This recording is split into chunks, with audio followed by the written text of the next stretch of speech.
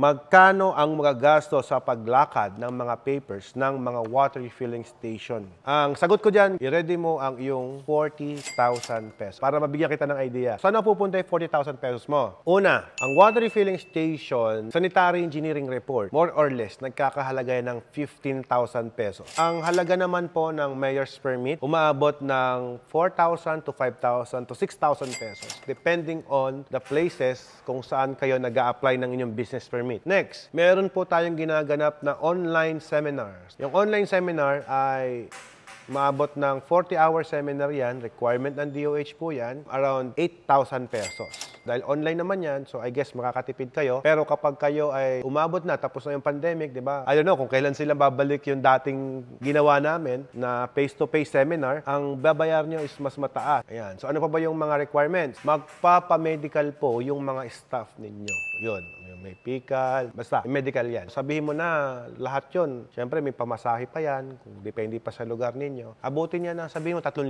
Medyo mataas na yun. Pasobra ng konti yun. Ano pa ba yung mga documents na kailangan nyo i-prepare? Yung ano po, water analysis. So pagka nagpa-water analysis po kayo, ang halaga po niyan, umaabot po na 5,000 to 7,000 pesos. Why? Yung physical and chemical analysis inaabot ng 2,500. Ang kinukuha ng physical and chemical analysis ay yung product at saka yung water source. So, yun po yung kinukuhanan natin. At the same time, meron pa pong sedula. Siyempre, may mga sedula tayo na maliliit na documents na lang naman yan. Mura lang naman ang sedula eh. Pero, depende yan. Kung ikaw malaking negosyante or ano man. Ako kasi, sedula ko ngayon, 5,000 na eh.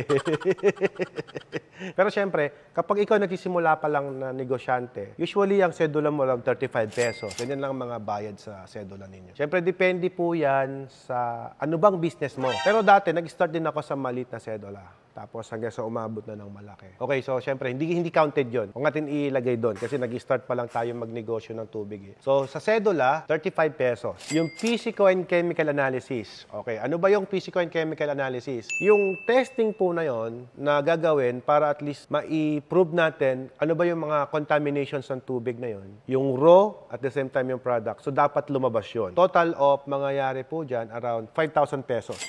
Depende pa sa lugar. Kung taga Pampanga ka, 19 parameters ang alam kong requirements nila, umaabot po sila ng around 7,500. Kasi sila doon sa Pampanga area, nag-require sila ng additional analysis for cadmium and arsenic. So yun po yung additional na babayaran nyo. That's why mas mataas po ang laboratory sa Pampanga area. Pero sa Manila, Pangasinan, Region 1, pare-parehas na po yung parameters na hinahanap sa atin. Around abutin ka ng 5,000, tapos meron pang microbacteriological examination na kung saan ang bayad po dyan ay 350 pesos. Pero depende pa rin po yan. Minsan umabot ng 400 pesos. Depende po syempre dahil kung nag-iisa kang water station na pinuntahan ng sanitary inspector, lumalaki po yun. Around, sabihin mo na maximum 450 pesos. Safe to say. So magkano yung total natin ngayon? 39,450. So rough estimate syempre kung meron ka pang mga other expenses, nag-commute ka, nag-gas ka, magkano yung total? 39,450 na pala yung mga binabanggit kong presyo. Tama yung sinabi ko kanina, mag-prepare po kayo ng 40,000 pesos budget para sa inyong water refilling station permit sa mga documentation papers. Yun po yung mga kailangan niya prepare. Pero yung mga compute ko, kinuha ko na yung maximum. Sa sanitary kasi pwede pa kayong tumawad. Pero nung inabot ko po, sanitary engineer, yung pirma nila, 15K, kasama yung blueprint, yung site visitation, lahat po yun, i-report nila. Pero pwede kayong tumawad doon para at least maka-discount pa kahit paano. Depende po yan. So makakausap nyo kung mabait ba yung sanitary engineer, kung mag-ibigay ng discount, yan, yung mga ganyan.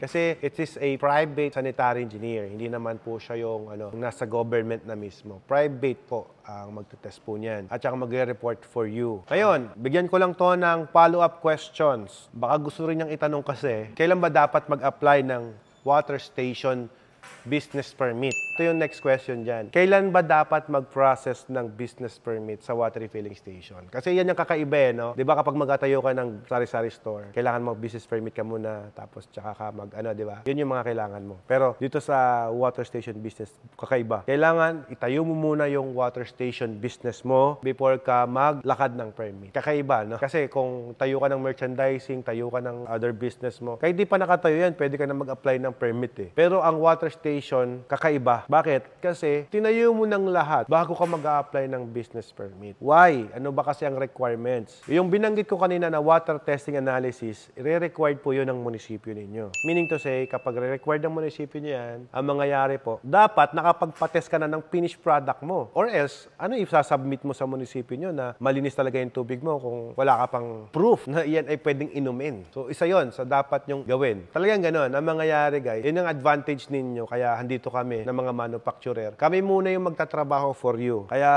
mas maganda, if you're going to start a water refilling station business, ang the best po niyan, dapat po ay makipag-commit kayo sa inyong manufacturer. Kung dito sa amin or sa ibang mga companies, makipag-commit kayo. Bakit ganun? Kasi ganito yan. Ang mga manufacturer kagaya ko, meron kaming libreng site visitation.